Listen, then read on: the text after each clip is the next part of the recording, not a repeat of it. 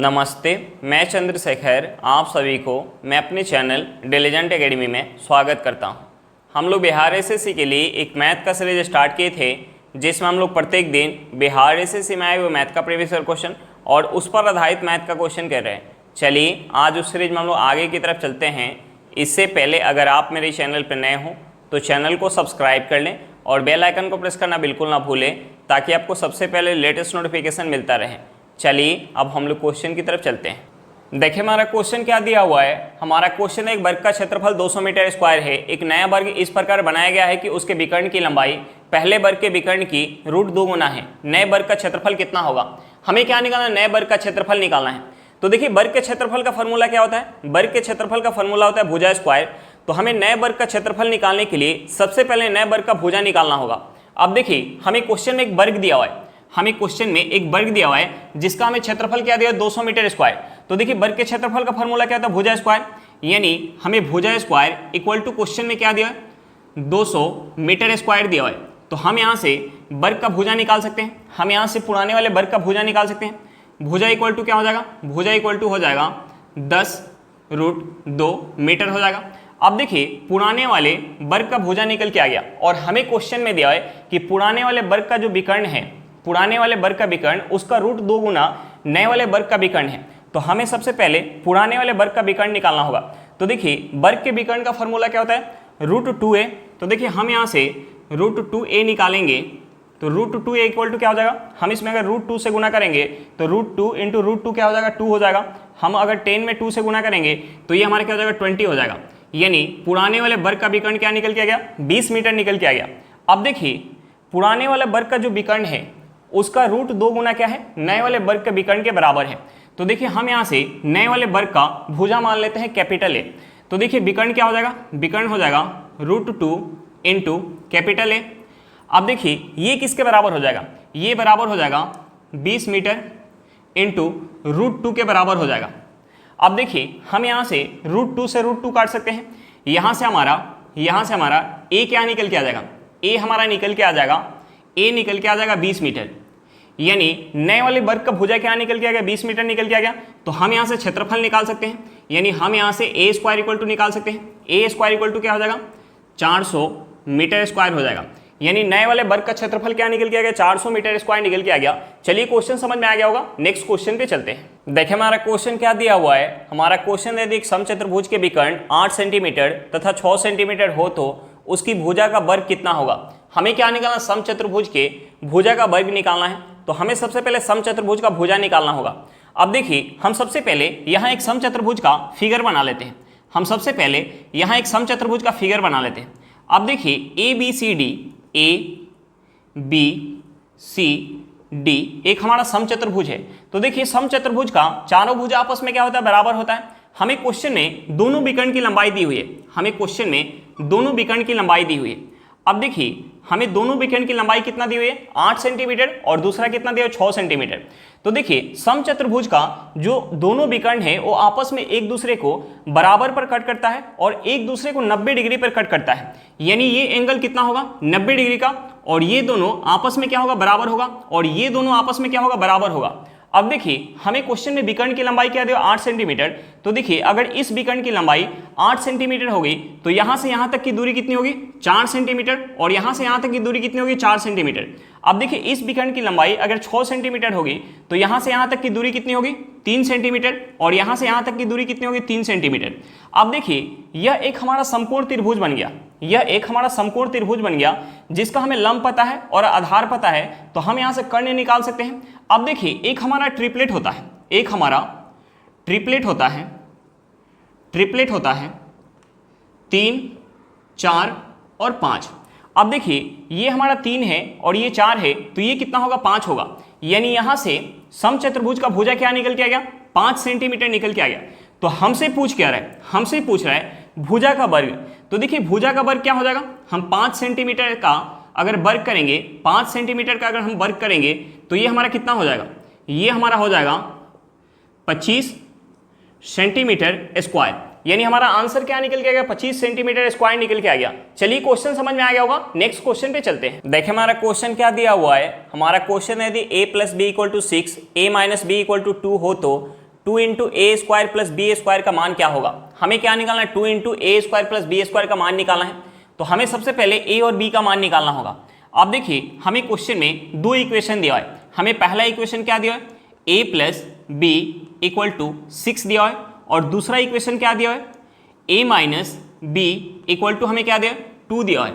तो देखिए हम क्या करेंगे, इन दोनों इक्वेशन को आपस में ऐड करेंगे। अब देखिए हम यहाँ ऐड करेंगे तो प्लस का बी और माइनस का बी आपस में कट जाएगा। यहाँ से हमारा क्या हो जाएगा, यहाँ से हमारा हो जाएगा 2a इक्वल टू 8 हो जाएगा। यहाँ से हमारा a क्या निकल के आ जाएगा, a निकल के आ जाएगा 4। अब देखिए अगर हमें a का वैल्यू पता चल गया तो हम यहाँ से किसी एक इक्वेशन में a का वैल्यू पुट करके b का वैल्यू निकाल सकते हैं। अब देखिए अगर हम यहाँ a का वैल्यू पुट करेंगे तो देखिए a का वैल्यू कितना है, 4 है। हम 4 को उस साइड लेके जाएंगे तो हमारा प्लस में तो माइनस में हो जाएगा, यानी 6 में से हम 4 माइनस करेंगे तो हमारा क्या निकल के आ जाएगा, b का वैल्यू निकल के आ जाएगा 2। अब देखिए a और b का वैल्यू हमें पता चल गया तो हमसे पूछ क्या रहा है, हमसे पूछ रहा है 2 into A square plus B square. अब देखिए हम यहाँ वैल्यू पुट करेंगे, ये हमारा हो जाएगा 2 इंटू ए का वैल्यू क्या है 4 का स्क्वायर क्या हो जाएगा 16 हो जाएगा, प्लस बी का वैल्यू क्या है 2 का स्क्वायर क्या हो जाएगा 4 हो जाएगा। हम इसे ऐड करेंगे तो ये हमारा क्या हो जाएगा 20 हो जाएगा। 20 में अगर हम 2 से मल्टीप्लाई करेंगे तो ये हमारा क्या हो जाएगा 40 हो जाएगा। ये हमारा क्या हो जाएगा 40 हो जाएगा, यानी यहाँ से हमारा 2 into A square plus B square equal to क्या निकल के आ गया, 40 निकल के आ गया। चलिए क्वेश्चन समझ में आ गया होगा, नेक्स्ट क्वेश्चन पे चलते हैं। देखिए हमारा क्वेश्चन क्या दिया हुआ है, हमारा क्वेश्चन है एक व्यक्ति धारा की दिशा में तैरते हुए 15 किलोमीटर 1 घंटे में तैर लेता है। यदि धारा की गति 5 किलोमीटर पर घंटा हो तो वही व्यक्ति उतनी ही दूरी धारा के विरुद्ध तैरते हुए कितने समय में तय कर लेगा। तो देखिए हमें क्वेश्चन में क्या दिया है, हमें क्वेश्चन में दिया है कि एक व्यक्ति धारा की दिशा में तैरते हुए 15 किलोमीटर 1 घंटा में तैर लेता है। अब देखिए व्यक्ति जो है धारा की दिशा में 15 किलोमीटर तैरने में 1 घंटा का समय ले रहा है, यानी हमें दूरी दिया हुआ है और हमें समय दिया हुआ है, तो हम यहाँ से स्पीड निकाल सकते हैं। अब देखिए धारा की दिशा में व्यक्ति का स्पीड क्या हो जाएगा, हम दूरी में समय से भाग देंगे, समय हमारा क्या है 1 घंटा, यानी 15 में हम 1 से भाग देंगे तो ये हमारा हो जाएगा 15 किलोमीटर पर घंटा। यानी धारा के दिशा में व्यक्ति का स्पीड क्या निकल गया, 15 किलोमीटर पर घंटा निकल के आ गया। और धारा का हमें स्पीड क्या दिया है, धारा का हमें स्पीड दिया है 5 किलोमीटर पर घंटा। अब देखिए व्यक्ति जब धारा की दिशा में जाता है तो उस केस में क्या होता है, व्यक्ति का स्पीड और धारा की स्पीड ऐड हो जाता है, और जब व्यक्ति धारा के विरुद्ध जाता है तो उस केस में क्या होता है, व्यक्ति का स्पीड और धारा की स्पीड माइनस हो जाता है। अब देखिए हमें क्वेश्चन में धारा के साथ का स्पीड क्या दिया हुआ 15 किलोमीटर पर घंटा, और धारा का हमें स्पीड दिया हुआ है 5 किलोमीटर पर घंटा।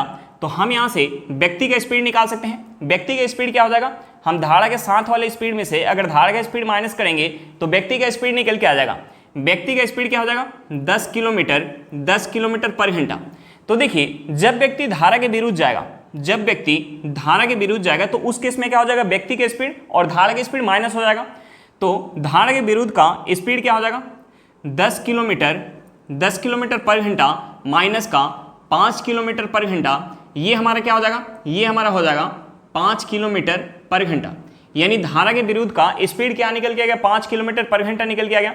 तो हमसे पूछ रहा है कि उतना ही दूरी, यानी दूरी हमें क्वेश्चन में कितना दिया 15 किलोमीटर धारा के विरुद्ध तैरने में व्यक्ति को कितना समय लगेगा। तो देखिए धारा के विरुद्ध व्यक्ति का स्पीड कितना है 5 किलोमीटर पर घंटा, और तैरना कितना है 15 किलोमीटर, तैरना कितना है 15 किलोमीटर, स्पीड कितना है 5 किलोमीटर पर घंटा। तो यहाँ से हम समय निकाल सकते हैं। दूरी में अगर हम स्पीड से भाग देंगे तो हमारा क्या निकल के आ जाएगा, समय निकल के आ जाएगा। यहाँ से हमारा समय क्या निकल के आ जाएगा 3 घंटा, यानी उसी व्यक्ति को उतना ही दूरी धारा के विरुद्ध तैरने में कितना समय लग जाएगा, 3 घंटा का समय लग जाएगा। हमारा आंसर क्या निकल के आ गया, 3 घंटा निकल के आ गया। चलिए क्वेश्चन समझ में आ गया होगा, नेक्स्ट क्वेश्चन पे चलते हैं। देखिए हमारा क्वेश्चन क्या दिया हुआ है, हमारा क्वेश्चन एक लड़का अपने घर से स्कूल 3 किलोमीटर पर घंटा की चाल से जाता है तथा वापिस 2 किलोमीटर पर घंटा की चाल से लौटता है। यदि आने जाने में वह कुल 5 घंटे का समय लेता है तो स्कूल और उसके घर के बीच की दूरी कितनी है। हमें क्या निकालना है, स्कूल और घर के बीच की दूरी निकालना है। अब देखिए हमें क्वेश्चन में क्या दिया है, हमें क्वेश्चन में जाने का स्पीड दिया है, और हमें क्वेश्चन में वापस आने का स्पीड दिया है, और हमें क्वेश्चन में क्या दिया, टोटल टाइम दिया है। अब देखिए हमसे पूछ क्या रहा है, हमसे पूछ रहा है स्कूल और उसके घर के बीच की दूरी पूछ रहा है। तो हम यहाँ स्कूल और उसके घर के बीच की दूरी कुछ मान लेते हैं। हमने मान लिया कि स्कूल और घर के बीच की जो दूरी है वो d किलोमीटर है। तो देखिए हमें क्वेश्चन में जाने और वापस आने का हमें स्पीड दिया है, तो हम यहाँ से टोटल टाइम निकाल सकते हैं। अब देखिए हम टाइम निकालने के लिए हम क्या करेंगे, इस दूरी में हम स्पीड से भाग देंगे। तो देखिए जाने में कितना समय लग जाएगा, जाना कितना है d दूरी और स्पीड कितना है 3 किलोमीटर पर घंटा, यानी जाने में कितना समय लग जाएगा d/3 घंटा का समय लग जाएगा। और वापिस आ रहा है d दूरी 2 किलोमीटर पर घंटा के स्पीड से, तो वापिस आने में समय कितना लग जाएगा d/2 घंटा। अब देखिए इन दोनों समय को ऐड करेंगे तो हमारा क्या निकल के आ जाएगा, टोटल टाइम निकल के आ जाएगा। और हमें क्वेश्चन में टोटल टाइम क्या दिया है, 5 घंटा दिया है। अब देखिए हम इस इक्वेशन से d का वैल्यू निकाल सकते हैं। हम यहाँ से अगर इसे ऐड करेंगे तो यहाँ से हमारा एलसीएम क्या हो जाएगा, यहाँ से हमारा एलसीएम हो जाएगा 6। अब देखिए 3 से 6 कितने बार में जाएगा, 2 बार में। हम d में 2 से गुना करेंगे तो ये हमारा हो जाएगा 2d प्लस 2 से 6 कितने बार में जाएगा, 3 बार में। हम 3 से अगर d में गुना करेंगे तो ये हमारा हो जाएगा 3d इक्वल टू क्या हो जाएगा, 5 हो जाएगा। अब देखिए हम यहाँ से अगर इसे ऐड करेंगे तो ये हमारा हो जाएगा 5d और हम क्रॉस गुना करेंगे तो 5 से अगर 6 में गुना करेंगे तो ये हमारा कितना हो जाएगा, 30 हो जाएगा। अब देखिए 5 से अगर हम 30 को काटेंगे तो ये कितने बार में जाएगा, 6 बार में। यहाँ से हमारा d क्या निकल के आ गया, यहाँ से हमारा d निकल के आ गया 6 किलोमीटर, यानी स्कूल और घर के बीच की दूरी क्या होगी, 6 किलोमीटर होगी। हमारा आंसर क्या निकल के आ गया, 6 किलोमीटर निकल के आ गया। चलिए क्वेश्चन समझ में आ गया होगा, नेक्स्ट क्वेश्चन पे चलते हैं। देखिए हमारा क्वेश्चन क्या दिया हुआ है, हमारा क्वेश्चन दिया 3 पाइप A, B और C एक टंकी को 6 घंटे में भर सकते हैं। 2 घंटे मिलकर काम करने के बाद C को बंद कर दिया जाता है और A और B शेष भाग को 7 घंटे में भर सकते हैं। अकेला C द्वारा टंकी कितने समय में भरा जाएगा। अब देखिए हमें क्वेश्चन में क्या दिया है, हमें क्वेश्चन में दिया है कि तीनों मिलके यानी A plus B plus C तीनों मिलके एक टंकी को 6 घंटा में भर सकते हैं। अब देखिए हमें क्वेश्चन में आगे क्या दिया है, हमें क्वेश्चन में आगे दिया है कि 2 घंटे मिलकर काम करने के बाद, यानी 2 घंटे जो है तीनों मिलके काम करेंगे, A, B और C 2 घंटा अगर तीनों मिलके काम करेंगे तो शेष काम कितना बच जाएगा, शेष काम कितना बच जाएगा, शेष काम बच जाएगा, शेष काम कितना बच जाएगा, 4 घंटा का शेष काम बच जाएगा। यानी तीनों के द्वारा 4 घंटा में जितना काम किया जाएगा उतना काम शेष बच जाएगा। अब देखिए इस शेष काम को कौन कर रहा है, इस शेष काम को कौन कर रहा है, A और B मिलके कर रहे हैं। अब देखिए शेष काम को करने में A और B को कितना समय लग रहा है, शेष काम को करने में A और B को 7 घंटा का समय लग रहा है। अब देखिए हमसे पूछ क्या रहा है, हमसे पूछ रहा है कि अकेला C द्वारा उस टंकी को भरने में कितना समय लगेगा। अब देखिए यहाँ जो है A और B शेष टंकी को जब भर रहे हैं तो 7 घंटा का समय लग रहा है। 7 घंटा का समय क्यों लग रहा है, देखिए यहाँ जो है A और B 2 घंटा काम कर रहे हैं, यानी A और B का जो है 4 घंटे का काम बच गया है और C का भी 4 घंटे का काम बच गया है। अब देखिए यहाँ जो है A और B शेष टंकी को भरने में 7 घंटा का समय ले रहे हैं, तो देखिए 4 घंटा तक तो अपना काम किए होंगे और 3 घंटा जो एक्स्ट्रा लग रहा है, 3 घंटा एक्स्ट्रा किसके कारण लग रहा है, C जो है बंद कर दिया गया है, यानी C के काम करने के कारण 3 घंटा एक्स्ट्रा समय लग रहा है। यानी यहाँ से क्या निकल के आ गया, यहाँ से निकल के आ गया कि 4 घंटे में C जितना काम करेगा, 4 घंटे में C जितना काम करेगा उतना काम 3 घंटे में A और B मिलकर कर सकते हैं। 4 घंटे में C जितना काम करेगा उतना काम 3 घंटे में A और B मिलकर कर सकते हैं। तो देखिए हम यहाँ से इनका इफिशियंसी निकाल सकते हैं। देखिए यहाँ से हमारा हो जाएगा C/A plus B equal to क्या हो जाएगा, 3/4। यानी यहाँ से क्या निकल के आ गया, C का इफिशियंसी 3 यूनिट निकल के आ गया और A प्लस B का इफिशियंसी क्या निकल के आ गया, 4 यूनिट। तो देखिए टोटल जो है हम यहाँ से टंकी की धारिता निकाल सकते हैं। देखिए यहाँ से A plus B plus C का इफिशियंसी क्या हो जाएगा, हम इसे ऐड करेंगे तो ये क्या हो जाएगा, 7 unit. A plus B plus C का इफिशियंसी क्या निकल गया, 7 यूनिट। और तीनों को मिलकर भरने में कितना समय लग रहा है, 6 घंटा का। यानी यहाँ से टंकी की धारिता क्या हो जाएगा, 6 गुने इफिशियंसी से अगर गुना करेंगे, यानी इनके समय में अगर हम इनकी इफिशियंसी से गुना करेंगे तो क्या निकल के आ जाएगा, टंकी का धारिता निकल के आ जाएगा। इफिशियंसी क्या है, 7 यूनिट। अब देखिए 6 गुने 7 यूनिट पानी किसे भरना है, C को भरना है। 6 गुने 7 यूनिट पानी अगर C भरेगा तो C को कितना समय लग जाएगा, C का इफिशियंसी कितना है, 3 यूनिट है। अब देखिए 3 से 6 कितने बार में जाएगा, 2 बार में। 3 से 6 कितने बार में जाएगा, 2 बार में। 2 से अगर हम 7 में गुना करेंगे तो ये हमारे क्या हो जाएगा, 14 घंटा। यानी उस टंकी को C जो है अकेला भरेगा तो C को भरने में कितना समय लग जाएगा, 14 घंटा का समय लग जाएगा। हमारा आंसर क्या निकल के आ गया, 14 घंटा निकल के आ गया। चलिए क्वेश्चन समझ में आ गया होगा, नेक्स्ट क्वेश्चन पे चलते हैं। देखिए हमारा क्वेश्चन क्या दिया हुआ है, हमारा क्वेश्चन है A काम को 12 दिन में और B इसी काम को 18 दिन में समाप्त कर सकता है। वे एक साथ 2 दिन काम करते हैं और तब A चला जाता है। शेष काम को बी कितने समय में पूरा करेगा। तो देखिए हम सबसे पहले क्या करेंगे, जो यहाँ हमारा समय दिया हुआ है हम उस समय का एलसीएम निकालेंगे।